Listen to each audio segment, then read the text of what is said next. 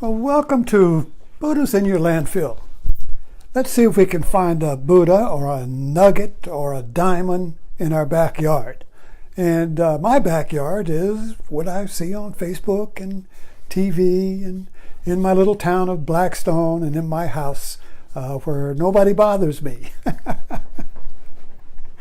And last night I watched Bourdain's last CNN episode where he went to Rome, and I've been watching Bourdain since I discovered he was dead, and it's been very enlightening, and I've given a few talks on them, and this one really struck me because I believe it was with his girlfriend, but he also went to Rome, and while one of his camera was on the food and the people as usual, the other one was on the architecture of Mussolini's fascism, which was a lot like Hitler's architecture, the architecture of fascism. And I kind of felt that Bourdain was making a subtle hint towards Trump. So let's talk about that. And the title of this talk is, what's the recipe for fascism? Fascism. Why does it rise? What is it? Well, first of all, it's interesting in Rome that there you have the ruins of the Roman Empire, which was a state religion or a religious state. God and the emperor were one. The Roman emperor was a god, and everybody had his picture and temple, but the Roman Empire was able to survive because it allowed you to incorporate your own local gods. So you could have your local gods as long as you had the Roman Empire as God, a God personified in flesh. Does that sound familiar? So the Catholic Church, so there, right there in Rome, you have the remnants, the skeletons of the fossils of the Roman Empire, Colosseum and so forth. And you also have the Vatican, which is a living empire, or religious empire. And it was like the Roman Empire was a state that was a religion, and the Vatican is a religion that's a state. So anyway, so Bourdain comes in there and he puts the camera on the architecture of Mussolini's dream, which was a lot like Hitler's architecture, the architecture of fascism. And it seems to be this monolithic, impersonal, like a giant, it's massive, but there is no individuality in it. It's all blots, all repetitious, cold, abstract design. There's no blood. There's no living thing there. It's very cold and erasing any sign of. There's no doodles. There's no graffiti. There's no sign of any individual there. You see. So let's take a look at what I put up here. What is the recipe for fascism? And you have fascism growing, is born out of liberal democracies. It happened in Germany. It happened in Italy. So what is it about liberal democracies that creates the urge for this recipe? So liberal democracy is kind of like a stew, in the sense that it's chaotic, it's fragmented. You get all these different voices, different points of interest, different power struggles. And look at the British Parliament. You have all of these forces competing for one part to be the one, but it's always temporary, and it's always fragile. The Italian government. I mean, these governments, these liberal democracies, parliamentary systems, they rise and fall. They can collapse overnight. Kaboom! It's like an ant colony that's all in order. You know, when you lift the rock and the ants go all over the place. You see. So liberal democracies are kind of like ant colonies that are constantly being disrupted, falling back into order, then disruption again. So there's a dream for order.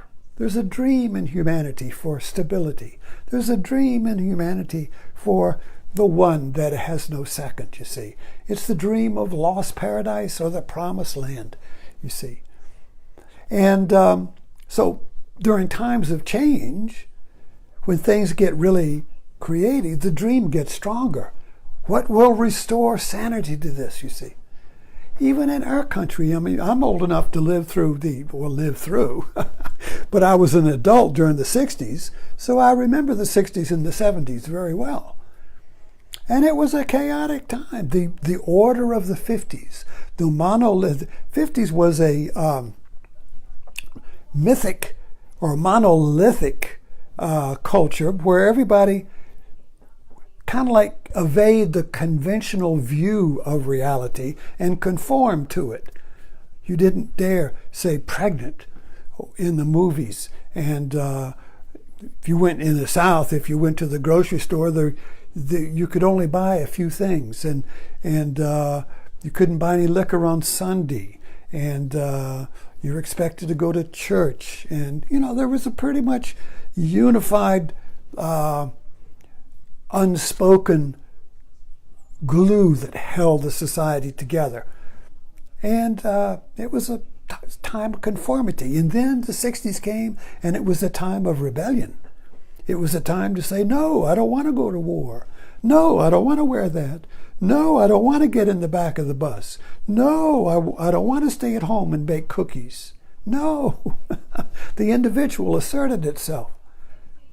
So what happened? Movement conservatism. Nixon came back, rushing back in to restore law and order. So when things get out of hand, you want to call daddy to come in and restore order. The mother can't handle it. You see, the kids are all over the place. Wait till daddy gets home. Wait till Mussolini gets home. Wait till Hitler gets home. Then you'll get an order. Then you'll stop fighting and squabbling. He'll bring order, restore order, bring peace, make everything fit. That's what we want, you see. So that's the recipe. When things get out of hand, when change happens, when things are uncertain, when normal becomes abnormal, when gender roles break up, when social conventions break down, we want to restore order. We have a longing for the lost paradise, some imaginary time in the past where everything was in place, when everything was at peace, you see, when there was no problems, you see. So that longing for the past becomes a promised land in the future. And that's the recipe when some authority will rise and says, I will bring order, you see. I will bring peace. And so fascism is the one that restores unity by combining the religion and the state. You see, in the secular democracies of the West, religion and the state are separated. That was the problem with the Middle Ages. The Middle Ages was a religious secular state. The king was also head of the church. So it became a religious state or a state religion. They combined. So the Middle Ages and science and rationalism and the Protestants separated the two. Descartes, I've been talking about this a lot, this separation of science and religion, faith and reason, the objective world and the subjective world got separated. So this creates, in the individual psyche, it creates in the individual self a split. You can see it in our society. I mean, you go, where is religion? Conventionally, well, religion is on Sunday at 11 o'clock. And then the rest of the week you live in the world, which is not religious. And we don't like Islam because Islam unites the secular, everyday world and religion. So in Islam, 7 times a day, you remember Mecca, and you bow to the one that unites them all, you see, every day during the week. So Islam is a recipe that unites religion and the state. And then you get into problems like with Iran, which had a secular state, and then the mullahs came in and made it into a religious state. And so we're in conflict with Iran because they're 2 different systems. But the same one is happening here, only it's disguised. So the one that restores unity, the authority that restores unity, demands obedience to the one. So what's happening in our culture is that you have a leader who is demanding obedience to his version of reality. You dare not dissent. If you dissent, I'm going to take away your privileges. I'm going to put you in jail. I'm going to take away your what is he just taken? What is he just taken away? Your security clearance, you see. Or I'm going to, whatever dissent there will be attacked and removed. An enemies list, you see, of those who dissent. The heretics. They must be excommunicated, or they must be put in jail, you see. That is the recipe to have the one that has no second, that has no dissent. You've got to squash dissent. You have to squash reason.